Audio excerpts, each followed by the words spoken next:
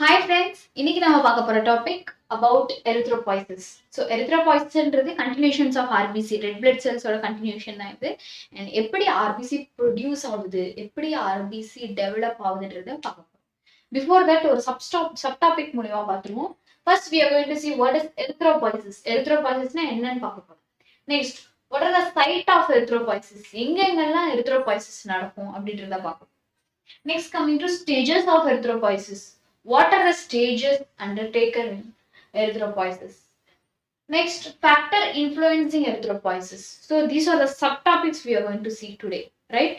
So first வந்து erythropoiesis அப்படின்னு என்னன்னு பார்ப்போம். So erythro means RBC, poiesis means development or production. Okay, so the process of formation or development of RBC or erythrocyte is called erythropoiesis. Erythropoiesis and the develop ஆகிற process பேர் தான் erythropoiesis ன்னு சொல்றாங்க. Okay, and இந்த erythropoiesis வந்து suppose RBC 120 days தான் life span, அதோட life span. But after 120 days produce ஆகணும் டக்குன்னு RBC. So continuous production of RBC தான் இந்த erythropoiesis. அண்ட் இதுல வந்து எந்த ஒரு 120 டேஸ்க்கு அப்புறம் எனி டேமேஜஸ் ஆர் எனி ஹெமோரேஜ் அந்த மாதிரி நடந்தா கூட டக்குன்னு ப்ரொடியூஸ் ஆகணும். ஆர்பிசி இல்லாத நேரத்துல ஆர்பிசி ப்ரொடியூஸ் ஆகிறது தான் இந்த erythropoiesis. So let us see the site of erythropoiesis. Coming to site of erythropoiesis, we know that first நம்ம பாப்பாவா இருக்கும் போது, அதாவது மதர் ஊம்ல இருக்கும் போது we have yolk sac இருக்கும், right? So this is the yolk sac. இந்த yolk sacல அந்த கருவுல வந்து மீசோடெர்ம்ன்ற லேயர் இருக்கும். அதெல்லாம் ஃபர்ஸ்ட் பிளட் வந்து ப்ரொடக்ஷன் ஆகும். ஓகே, ஸோ நார்மலா அடல்ட் லைஃப் அப்ப எலும்பு மஞ்சை, அதாவது போன் மேரோல தான் பிளட் செல்ஸ் வந்து ப்ரொடியூஸ் ஆகும். Different kinds of blood cells produce ஆகும். பட் நம்ம பாப்பாவா இருக்கும் போது இந்த பிளட் செல்ஸ் ப்ரொடியூஸ் ஆகுறது வந்து யோக் சாக்ல தான். யோக் சாக்ல மீசோடெர்ம் அப்படின்ற லேயர்ல தான் பிளட் ப்ரொடக்ஷன் ஆகுது. ஓகே, ஸோ ஒரு second week of intrauterine life, second week of intrauterine life, okay, second வீக்ல ஸ்டார்ட் ஆகும் இந்த blood production. Next, as we moving through the days, organs develop ஆகும். Only கருவுல இருக்கும்போது next organs develop ஆகும். Organs develop ஆகும்போது especially in liver, especially in liver and especially in spleen, especially in liver and especially in spleen ஒரு fifth வீக்ல, okay, fifth வீக்ல of intrauterine life, fifth week of intrauterine லைஃப்ல blood production இங்க start ஆகும். Fifth வீக்ல இந்த இந்த yolk சாக்ல நடக்கிற பிளட் சப்ளை வந்து ஸ்டாப் ஆயிட்டு next it start with liver and ஸ்பிளீன்ல blood production, blood cells production start ஆகும். Coming to the next stage, we have bone marrow, right? So adult life after birth, okay, after birth full till the life end ஆகுற வரைக்கும் நம்ம bone marrow தான் நம்மளுக்கு blood production பண்ணும். Okay, so fifth வீக்ல இந்த process வந்து start ஆயிட்டு ஃபிஃப்த் மந்த்ல முடிஞ்சோம். ஓகே, ஃபிஃப்த் மந்த்ல இந்த வாட் லிவர்ல ஸ்பிளீன்ல பிளட் ப்ரொடக்ஷன் ஆகுது ஸ்டாப் ஆகும். After fifth week, after fifth month till the life ends, bone marrow தான் ப்ரொடியூஸ் ஆகும். ஓகே, ஸோ இஃப் போன் மேரோல சப்போஸ் ஏதாச்சும் பிளட் செல்ஸ் ப்ரொடியூஸ் ஆகலன்னா they will produce in liver and spleen. Okay, so this is about the site of erythropoiesis, right? Next, we are going to see what are the stages of erythropoiesis. Very important question take place in the clinical notes is stages of erythropoiesis. So சில first RBC எப்படி produce ஆகுது, last கண்டென்ட்டா தான் RBC இருக்கும். ஒரு matured RBC வரணும்னா அதுக்கு சில stages இங்க இருக்கும். ஓகே, அந்த ஸ்டேஜஸ் பத்தி தான் ஃபர்ஸ்ட் பார்க்க போறோம், right? So first we are going to see, so முதல்ல நம்ம சொன்ன மாதிரியே ஒரு ஸ்டெம் செல் முக்கியம், ரைட்? ஏதாச்சும் ஒரு பிளட் செல்ஸ் ப்ரொடியூஸ் ஆகணும், டபிள்யூபிசி, ஆர்பிசி, பிளேட்லெட்ஸ் எது ப்ரொடியூஸ் ஆகணும்னாலும் ஒரு பிளட் செல், ஒரு ஸ்டெம் செல் முக்கியம். Okay, so the stem cell is very important here. Stem cell stem cell, it has no properties like different blood cells வந்து produce ஆகும். ஒரே blood cell produce ஆகாம அது வந்து different blood cells வந்து produce பண்ணும். லைக் ஆர்பிசி, டபிள்யூபிசி, பிளேட்லெட்ஸ்னு stem cells வந்து ஒரே blood cell ப்ரொடியூஸ் பண்ணாம different blood cells ப்ரொடியூஸ் பண்ணும். அந்த different blood cells ப்ரொடியூஸ் பண்ற ஒரு ஸ்டெம் செல் பேர் தான் pluripotent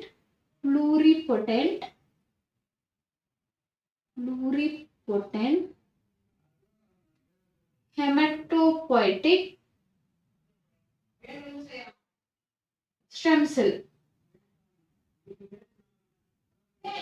Pluripotent hematopoietic stem cell. Okay, so this is the stem cell. Or stem cell which is very important.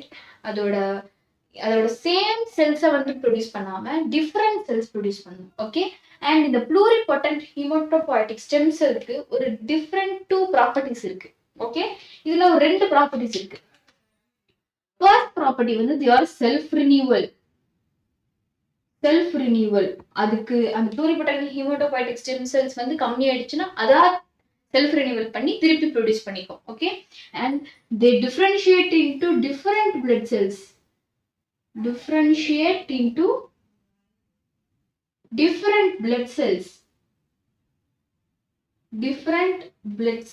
So நிறைய blood cells உருவாக்கும். ஒரே same blood cells RBC மட்டும் produce பண்ணாம, WBC மட்டும் ப்ரொடியூஸ் பண்ணாம, பிளேட்லெட் மட்டும் ப்ரொடியூஸ் பண்ணாம, RBC, WBC, platelet மூணுத்தையும் ப்ரொடியூஸ் பண்ணும். அண்ட் எனி அதர் பிளட் செல்ஸையும் ப்ரொடியூஸ் பண்ணும். அதான் வந்து pluripotent hematopoietic stem cells-ஓட 2 properties. They are self-renewal. They differentiate into different blood cells. So இது என்னவா differentiate ஆகுதுன்னா, it differentiate into committed cell. Okay, it is differentiated into committed cell.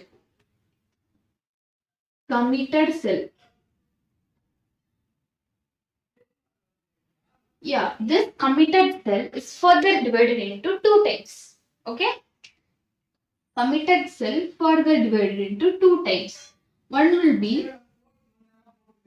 stem cell in myeloid series, stem cell in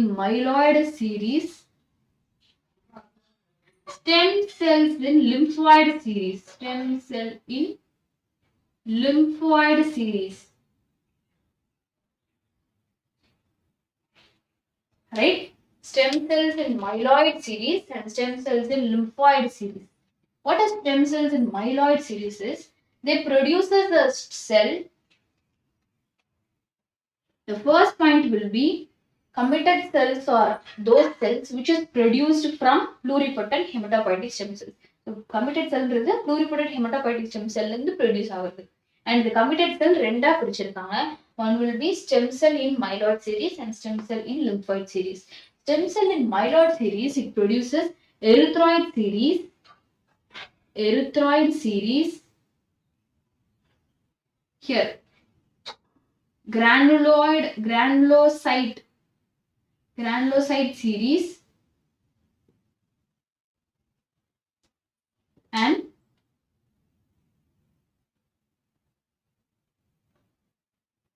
macrophage series.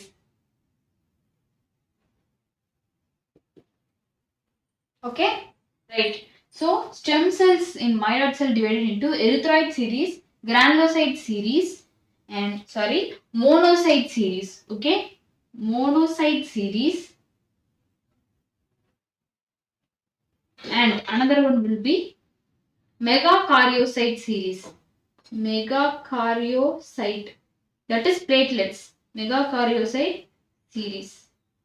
So இது இந்த myeloid series வந்து இந்த மாதிரி cells produce பண்ணும். Like megakaryocyte series, platelets produce பண்ணும். erythroid series, RBC produce பண்ணும். granulocytes, one of the WBC, and monocyte, it is one of the WBCs. இந்த மாதிரி cells produce பண்றது தான் இந்த myeloid series ஓட வேலை. And coming to lymphoid series, stem cells in lymphoid series. So பேரே lymphoid means lymphocyte. So lymphocyte series வந்து produce பண்ணும். Lymphocyte series. Okay, so this is about the committed cells. And this erythroid series then produces, so erythroid, இப்போ நம்ம RBC பத்தி தான் பார்க்க போறோம். RBC எப்படி ப்ரொடியூஸ் ஆகுதுன்னு பத்தி தான் பார்க்க போறோம். So erythrocyte இதெல்லாம் இந்த RBC வந்து erythroid series வந்து ப்ரொடியூஸ் ஆகும். So இது வந்து ஒரு progenitor cell,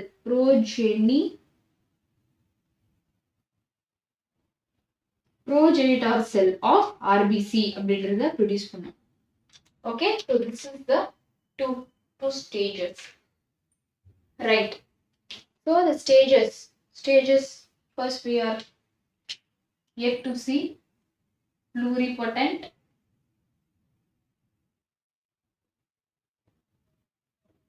hematopoietic stem cell. From that அங்கிருந்து நம்ம இங்க வந்துட்டோம் committed stem cell வந்துட்டோம். Committed stem cell and progenitor cell.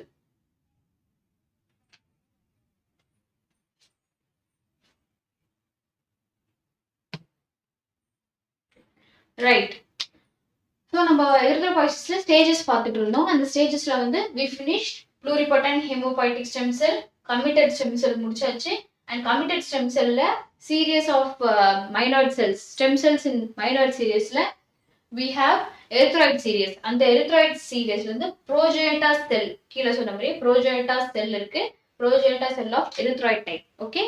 So next progenitor cells வந்து ரெண்டா classify பண்றாங்க. Okay, listen carefully. Progenitor cell ரெண்டா classify பண்றாங்க. One will be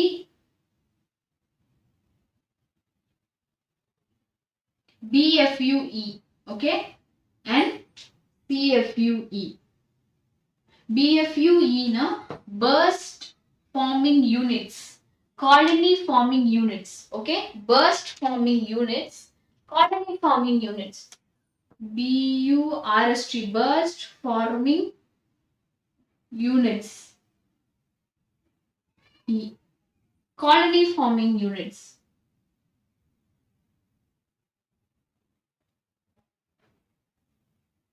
இப்போ நம்ம ஒன்னொன்னா பார்க்க போறோம். Coming to burst forming units. So இந்த burst forming units வந்து it is developed from progenitor cell. இதுல டெவலப் ஆயிடுச்சு progenitor cell வந்து டெவலப் ஆயிடுச்சு. Okay. And this burst forming unit. So இந்த cell இந்த units பாத்தீங்கன்னா it forms the colonies. Okay, colonies வந்து ஃபார்ம் பண்ணும். Because செல்லுக்குள்ள colonies எல்லாம் இருந்தாதான் ஒரு செல்லா மாறும், right? So first it forms the colonies. சில colonies form பண்ணும். இந்த மாதிரி colonies form ஆயிதான் செல் வரும். Okay, it forms the colonies. And in the colonies form ஆக some factor தேவை. Okay, ஒரு factor தேவை. அந்த factor பேரு burst progressing activity. Okay, burst progressing activity. இந்த burst progressing activity மூலமா இந்த colonies வந்து ஃபார்ம் ஆகும். ஓகே, இந்த colonies எல்லாம் ஃபார்ம் ஆயிட்ட அப்புறம் தான் ஒரு செல் ஃபார்ம் ஆகும், ரைட்? சில செல்ஸ் and the cellsோட ப்ராப்பர்ட்டிஸ் எல்லாம் என்னன்னா, first the cell are oval in shape. Okay, so cell will be oval, like this, oval in shape, oval shape ல இருக்கும், right? And oval in shape. The cells are immature blast cell. இன்னும் mature ஆகல. Okay, immature blast cell.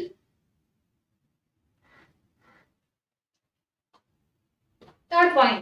So here we have basophilic cytoplasm. Basophilic cytoplasm. Full பேசிக்கா இருக்கு, அசிடிக்கா இல்லாம ஃபுல்லா பேசிக்கா இருக்கு cytoplasmல. Okay, basophilic cytoplasm. And they are pseudopods. Pseudopodsனா லைக் இருக்கும் ஆனா இருக்காதுன்னு சொல்லுவாங்க. ஸோ பார்க்கற போது அது இல்லாத மாதிரி இருக்கும். ஓகே, பட் அது அந்த செல் வந்து இருக்கும். So they are occasionally pseudopods. Okay, and they form chromatins. Chromatins இந்த மாதிரி இப்படி இருக்கும்ல, DNA and chromosomes எல்லாம் present ஆயிருக்கும். So it is chromatins. So these are the these are the properties of the cell. Okay, so first burst forming units. இது வந்து it is developed from the progenitor cell. And இது colonies, நிறைய colonies develop பண்ணும். இந்த colonies எப்படி develop பண்ணனா by an substance called burst progressing activity or burst performing activity. Okay, so இது process பண்ணிட்ட அப்புறம் இந்த காலனிஸ் வந்து செல்லா மாறும். அந்த செல்ல என்னென்ன கேரக்டர்ஸ்ல இருக்கும்னா ஓவல் ஷேப்ல இருக்கும். இம்மெச்சூர் பிளாஸ்ட் செல், இன்னும் மெச்சூர் ஆகல, they are blast cell. And basophilic side, இந்த சைட்டோபிளாசம் சுத்தி இருக்கிற சைட்டோபிளாசம் வந்து பேசிக்கா ஆயிருக்கும். அண்ட் சூடோபோட்ஸ், ஸோ தெரியும் பட் ஆனா இருக்காது. ஓகே, இல்லைன்னா இருக்கும் ஆனா தெரியாது. ஸோ இதுதான். Next it forms the chromatins, சில குரோமாட்டின்ஸ் வந்து ஃபார்ம் ஆயிருக்கும். This is about the burst forming units. Okay, after this colony forming units. So colony forming units பாத்தீங்கன்னா it also forms colonies, right? இதோ வந்து colonies form பண்ணும்.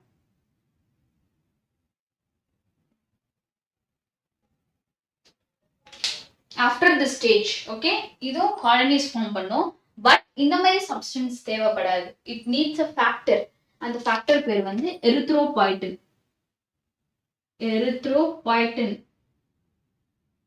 Erythropoietin அப்படின்ற factor தான் தேவை.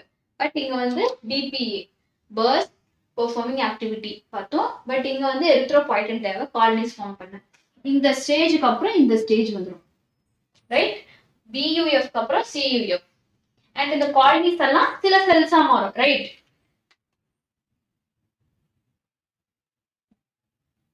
ஓகே, இந்த செல்ஸோட கேரக்டர்ஸ் பாத்தீங்கன்னா இட் இஸ் ஸ்மாலா இருக்கும். Okay, and it is mature. இங்க இம்மெச்சூரா இருந்துச்சு, ஹியர் மெச்சூர்ட் ஆயிடுச்சு. the immature cell become matured in CUF, colony forming units. Okay, and it is small, very small compared to BFU, that is burst forming units. So this is about the progenitor cells, right? So இங்க இந்த immature blast cells இருந்துச்சு, இங்க வந்து mature ஆயிடுச்சு, இங்க large ஆனிச்சு செல் small ஆயிடுச்சு. But மீதி கேரக்டர்ஸ் எல்லாம் சேமா தான் இருக்கும். மார்பாலஜிக்கலா இந்த சைட்டோபிளாசம் பேசோஃபிலிக்கா இருக்கிறது, அப்புறம் சூடோபோட்ஸா இருக்கிறது, குரோமாட்டின் இருக்கிறது, அண்ட் நியூக்ளியோலை கூட இருக்கும். Okay, so there will be a nucleoli also presented. Okay, இந்த மார்பாலஜிக்கல் கேரக்டர் வந்து சேமா இருக்கும், பட் ஸ்மாலா இருக்கும், மெச்சூரா இருக்கும். பட் இங்க இருக்கிற குரோமாட்டின்ஸ், நியூக்ளியோலை, சைட்டோபிளாசம் பேசிக்கா இருக்கிறது, இதெல்லாம் இங்கேயும் பிரசன்ட் ஆயிருக்கும். மார்பாலஜிக்கலி they are same, okay, but size wise different ஆகும். நெக்ஸ்ட், ஸோ நம்ம ஃபர்ஸ்ட் பார்த்தது வந்து pluripotent hematopoietic stem cells, committed stem cells, progenitor cellsல BFU burst forming units and CFU colony forming units. Okay, so burst forming unitல இருந்து colony forming unit transfer ஆயிட்டு இப்போ colony forming unit வந்து இவ்வளவு stage வந்து produce பண்ணுது. So colony forming unit produces the first stage, pro-erythroblast. Okay, pro-erythroblast. The first stage will be pro-erythroblast. Pro-erythroblast, it is developed from the colony forming units. So first colony forming unit is appuram the pro-erythroblast stage form ஆகும், right? So first pro-erythroblast. In the pro-erythroblast la idan okay cell nucleus ana irukku. In the cell வந்து it is irregular shape. Okay, irregular shaped, round and oval, irregular round or oval shape la. Okay, and nucleus இருக்கும். இந்த nucleus வந்து இந்த green colour part தான் செல், வந்து black colour part, green வந்து nucleus part. And இந்த nucleus வந்து 80% of செல்லை வந்து கவர் பண்ணியிருக்கோம். 100%ல 80% ஆஃப் செல் நியூக்ளியஸை கவர் பண்ணியிருக்கோம். ஓகே, அண்ட் இந்த நியூக்ளியோலை இருக்குல்ல, இந்த ப்ளூ கலர் ஸ்டெயின், நியூக்ளியோலை வந்து பேசோஃபிலிக். ஓகே, ஸோ பேசோஃபிலிக் நான் வந்து ப்ளூல போட்டிருப்பேன், நான் அசிடோஃபிலிக் ரெட் கலர்ல இருக்கும். Okay, so the nucleoli are covered and fully with basophilic action. Cytoplasm கூட basophilic இருக்கும். ஓகே, ஏன் இந்த சைட்டோபிளாசம் பேசோஃபிலிக்கா இருக்குன்னா பிகாஸ் பாலிரைபோசம் வந்து லார்ஜ் குவான்டிட்டி, ஹையர் குவான்டிட்டியில பிரசன்ட் ஆயிருக்கு. ஸோ பாலிரைபோசம்ஸ் அதிகமா இருக்கிறதால பேசோஃபிலிக்கும் அதிகமா இருக்கும், பேசோஃபிலிக் ஆக்டிவிட்டி இருக்கு.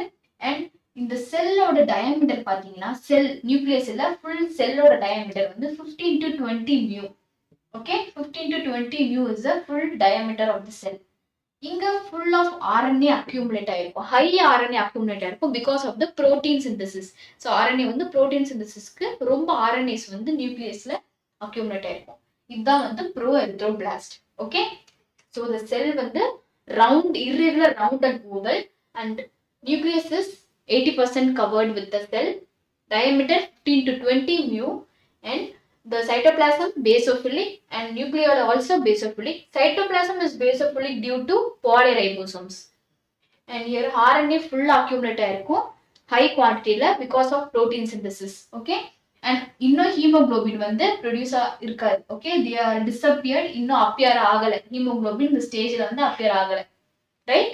அண்ட் இந்த செல் வந்து டிவைட் ஆயிட்டே இருக்கும் by mitosis. Okay, the cell divide by mitosis. மைட்டோசிஸ்ன்ற செல் டிவிஷன் மூலமா செல் வந்து டிவைட் ஆயிட்டே இருக்கும். so this is the first cell produced. அப்புறம் ப்ரோஎரித்ரோபிளாஸ்ட்ல இருந்து நெக்ஸ்ட் ஆகிறது வந்து early normoblast. Okay, the stage called early normoblast. early normoblast. This early normoblast இதுவும் வந்து ஒரு large cell having a large nucleus. Okay, and இதோட diameter, செல்லோட diameter, okay, இதோட diameter வந்து 10 to 16 mu. and இங்க லாஸ் ஆஃப் நியூக்ளியோலை லாஸ் ஆயிருக்கும். இங்க நியூக்ளியோலை பேசோஃபிலிக்கா இருந்துச்சு, இங்க நியூக்ளியோலை லாஸ் ஆயிடுச்சு. ஓகே, இந்த நியூக்ளியோலை லாஸ் ஆன நியூக்ளியை வந்து so cell it produces 70% of the cell. Okay, nucleus வந்து 70% ஆஃப் தி செல் வந்து ப்ரொடியூஸ் ஆயிருக்கும். அண்ட் சைட்டோபிளாசம் ஃபுல்லா பேசோஃபிலிக்கா இருக்கும். ஓகே, சோ ஹியர் இப்பதான் குரோமாட்டின் ஸ்டார்ட் பண்ண ஆரம்பிக்கும். Chromatin appear slowly. Okay, chromatin ஸ்லோவா அப்பியர் ஆயிருக்கும். இன்னும் நிறைய குரோமாட்டின்ஸ் வேணும் நம்மளுக்கு. இப்பதான் அப்பியர் ஆயிருக்கு இந்த ஸ்டேஜ்ல. That is early normoblast. and hemoglobin start to appear. கொஞ்சம் கொஞ்சமா ஹீமோகுளோபின் அப்பியர் ஆக ஸ்டார்ட் பண்ணிருக்கும். இதோ வந்து இது செல் டிவிஷன் ஆகும். இந்த செல் டிவிஷனும் மைட்டோசிஸ் ஆக்டிவிட்டி மூலமா தான். மைட்டோசிஸ் ஆக்டிவிட்டி மூலமா தான், ரைட்? சோ ப்ரோஎரித்ரோபிளாஸ்ட்க்கு அப்புறம் வரது early normoblast. செல் இருக்கு. செல் 70% of nucleus is accumulated by the cell, diameter 10 to 16 mu, and cytoplasm full basophilic-ஆ இருக்கு. hemoglobin starts to appear. இப்பதான் appear ஆகுது hemoglobin. and இதோட செல் டிவிஷன் வந்து மைட்டோசிஸ் மூலமா செல் டிவிஷன் நடக்கும். குரோமாட்டினும் ஃபைன் குரோமாட்டின்ஸும் ஸ்டார்ட் ஆயிடுச்சு. ஏன்னா குரோமாட்டின்ல இருந்து தான் இந்த டிஎன்ஏ, குரோமோசோம்ஸ் இதெல்லாம் வரும், ஜீன் எல்லாம். So it start to appear, and nucleoli, முக்கியமா nucleoli disappear our stage வந்து இந்த early normoblast தான். Okay, so nuclei disappear our stage early normoblast. Next stage will be this stage. so இந்த stage பேர் வந்து intermediate normoblast. intermediate normoblast.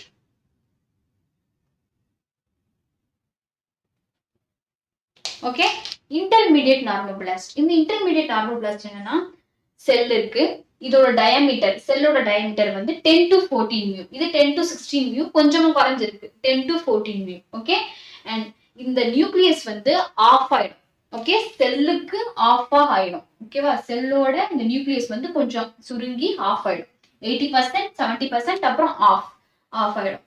And இங்க of ஆயிட்ட அப்புறம் ஃபுல்லா அசிடோட்டிக்கா மாறிடும். Okay, acidophilic. The cytoplasms are shows acidophilic in nature. Okay, ஏன்னா hemoglobin concentration வந்து கொஞ்சம் கொஞ்சமா இன்க்ரீஸ் ஆக ஆரம்பிக்கும். The concentration of hemoglobin increases. இது இன்க்ரீஸ் ஆவதால இந்த பேசோஃபிலிக் வந்து அப்படியே ஹீமோகுளோபின் இன்க்ரீஸ் ஆவதால, because haemoglobin red colour change, red colour தான் ஹீமோகுளோபினுக்கு ஆன ஒரு இது. ஸோ ரெட் கலர் எதனால ஆகுதுன்னா ஹீமோகுளோபினால. So basophilic-ன்றது acidophilic-ஆ மாறிடுச்சு, and it turns to pink color. Okay, red கலர்ல இல்ல, pink கலர்ல மாறிடும். ஏன்னா because of hemoglobin concentration increase ஆயிட்டே இருக்கிறதால pink கலர்ல மாறிடும். and the cell division stop ஆயிடும். ஓகே, இந்த மைட்டோசிஸ் மூலமா டிவைட் ஆயிடுச்சுல செல்ல, அந்த செல்ஸ் எல்லாம் டிவைட் ஆகுறது வந்து இங்க ஸ்டாப் ஆயிடும். இங்க ஸ்டாப் ஆனா இன்டர்மீடியட் நார்மோபிளாஸ்ட்.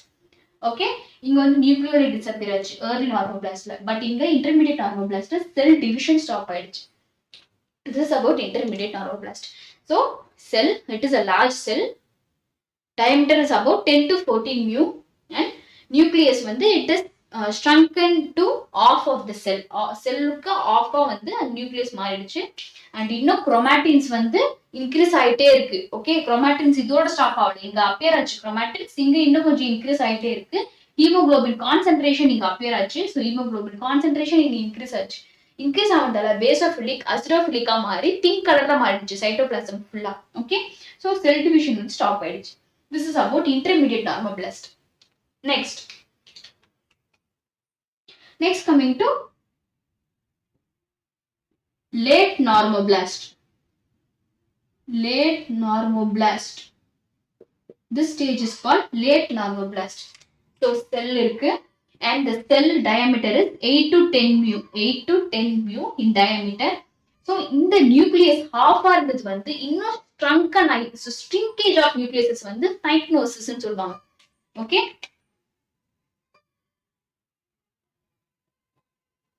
ஃபைக்னோசிஸ் அப்படி சொல்லுவாங்க. ஸோ ஸ்ட்ரிங்கேஜ் ஆஃப் நியூக்ளியஸ், அப்படியே ஸ்ட்ரிங்கா சுருங்கி போச்சு அந்த நியூக்ளியஸ். இந்த அளவுக்கு வந்துச்சு, ஆஃபா இருந்து இங்க இந்த அளவுக்கு வந்துச்சு. இந்த நியூக்ளியஸ் ஃபுல்லா இதுவாயிடுச்சு. இன்னும் குரோமாட்டின்ஸ் ப்ரொடியூஸ் ஆகிட்டே இருக்கு.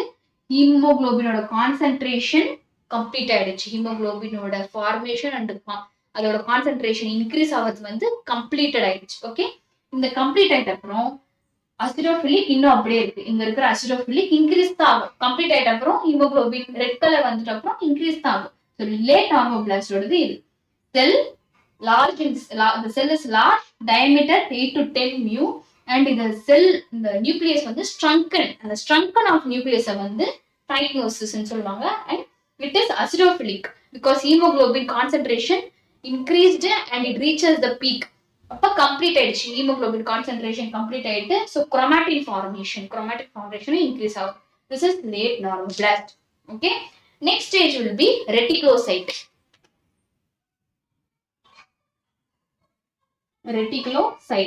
So this reticulocyte actually it is flat and disc shaped cell. Okay, flat ஆ இருக்கு, disc shaped cell இருக்கு.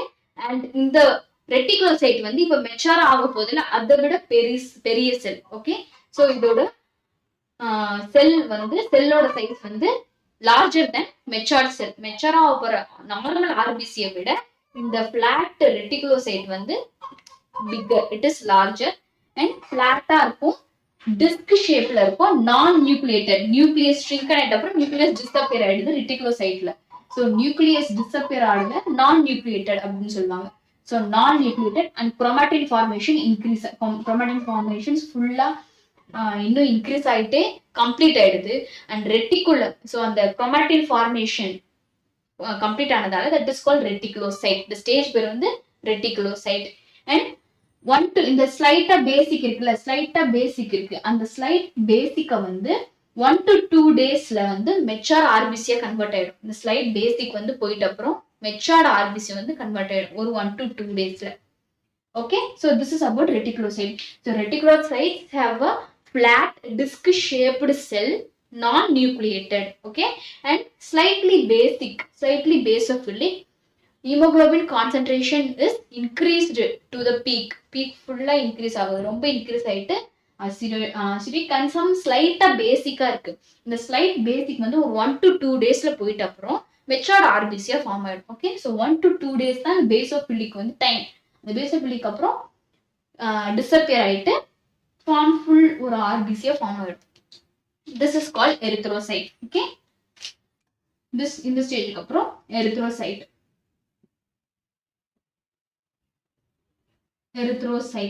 ஓகே, மெச்சூர்ட் ஆர்பிசி, ஒரு மெச்சூர் ஆர்பிசி வந்துருச்சு. So it is biconcave shape. So இந்த மாதிரி போட்டிருப்பேன். இது ஃபிளாட்டா இருந்துச்சு, நான் நியூக்ளியேட்டட் டிஸ்க் ஷேப். இது வந்து biconcave shape. Okay, always RBC biconcave shape. அதோட டயாமீட்டர் 7.2 mu. ஓகே, அண்ட் இது வந்து ஈசனோஃபிலிக் இன் நேச்சர். ஓகே, ஹீமோகுளோபின் இருக்கு, ஆக்சிஜனை கேரி பண்ண இப்போ முடியும்.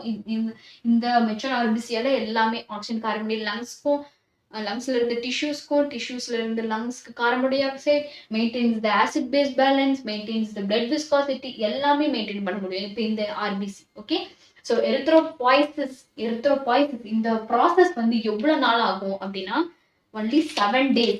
ஓகே, 7 days ஆகும் இந்த எரித்ரோபாய்சிஸ் நடக்க. ஓகே, 7 டேஸ்ல இந்த 5 days அண்ட் 2 days இது ரெண்டு பிரிச்சுக்கிறேன். 5 days வந்து ப்ரோஜெனிட்டார் செல்ல இருந்து ரெட்டிகுலோசைட். Okay, ப்ரோஜெனிட்டார் sell படிச்சோம்ல, pluripotent hematopoietic stem cells, committed cells and progenitor cells. So progenitor செல்ல இருந்து ரெட்டிகுலோசைட் வரைக்கும், ரெட்டிகுலோசைட்ஸ் வரைக்கும் 5 days ஆகும். ஓகே, இந்த 2 days வந்து ரெட்டிகுலோசைட்ல இருந்து எரித்ரோசைட், பிகாஸ் 1 to 2 days வந்து பேசோஃபிலிக் ஸ்லைட்டா இருக்கும், அது டிஸப்பியர் ஆகிறதுக்கு ஒரு 2 days தேவைப்படும் சொன்னேன். அதான் இது 2 days. ஸோ ரெட்டிகுலோசைட்ல இருந்து ஃபுல் மெச்சூர்ட் ஆர்பிசி வர 2 days. Okay, so this is about the erythropoiesis. Any doubts? Right, ஒரு கிளான்ஸ் பார்த்துடலாம் என்னென்ன ஸ்டேஜஸ்னு. Okay, stages of erythropoiesis. Stages, first stage will be ஒரு ஸ்டெம் செல் மூலியமா ஸ்டார்ட் ஆகும். ஃபர்ஸ்ட் ஸ்டெம் செல் வந்து pluripotent hematopoietic stem cell. Okay, and pluripotent hematopoietic stem cells அப்புறம் அது டிஃபரன்ஷியேட் ஆகும். அந்த டிஃபரன்ஷியேட்டட் செல்ஸ் தான் committed cells.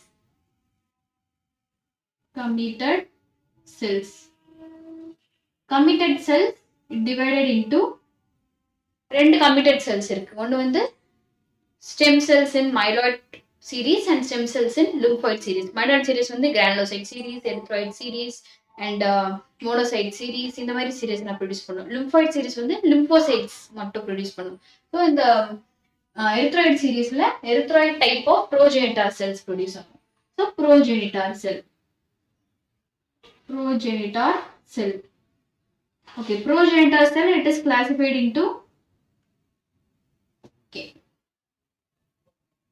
series of stem cells in myeloid series, stem cell in myeloid series.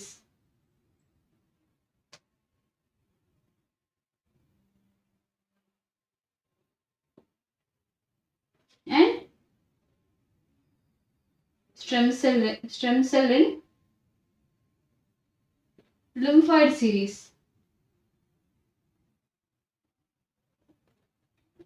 So இதுல வந்து erythroid seriesல erythroid series. So erythroid seriesல இருந்து progenitor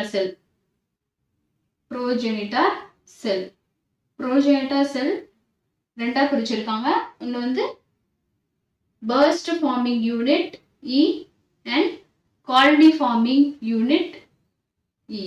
So burst forming unit, colony forming unit form ஆயிட்டு, அப்புறம் this colony forming unit forms pro-erythroblast.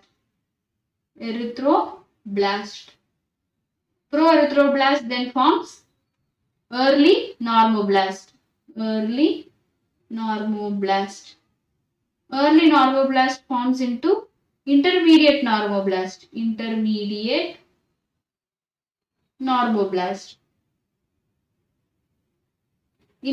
normoblast form into late normoblast. Early, intermediate and late. So first, middle and last அப்படி வெச்சுக்கணும். Late normoblast. Late அப்புறம் reticulocyte. And at last erythrocyte, that is matured RBC. So இதான் வந்து erythropoiesis oda stages. Any doubts in this? Okay, so let us see what are the factors which influencing the erythropoiesis. So factors influencing erythropoiesis வந்து டீடைல்டா போகும், but ஒரு ஷார்ட்டா நான் எடுக்கிறேன். Next வீடியோல நான் டீடைல்டா உங்களுக்கு ஒரு ஃபேக்டர்ஸ் பத்தியும் நான் எக்ஸ்பிளைன் பண்றேன். Okay, so factors influencing erythropoiesis. Factors influencing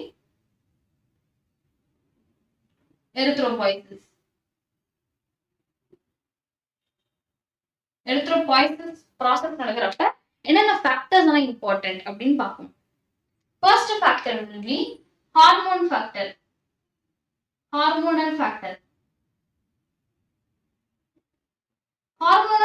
ஃபேக்டர்ஸ்ல main important hormone முக்கியம் வந்து எரித்ரோபாய்டின். எரித்ரோபாய்சிஸ்க்கு எரித்ரோபாய்டின் தேவை. Erythropoietin it is produced from kidney. So kidney la irundhu ஒரு ஹார்மோன் தான் erythropoietin. And next hormone will be erythropoietin, and next hormone will be thyroxine. Okay, thyroxine hormone and androgen hormone. Estrogen.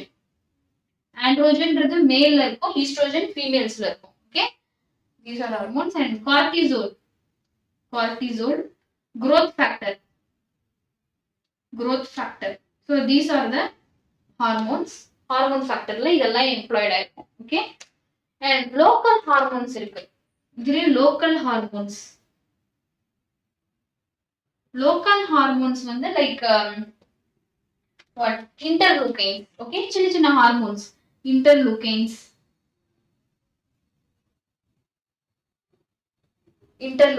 Next we have GM-CSF, colony stimulating factor la granulocyte macrophage CSF, and BPA, burst performing activity in the factor. Okay, so in the factor are local hormones which influencing the erythropoiesis.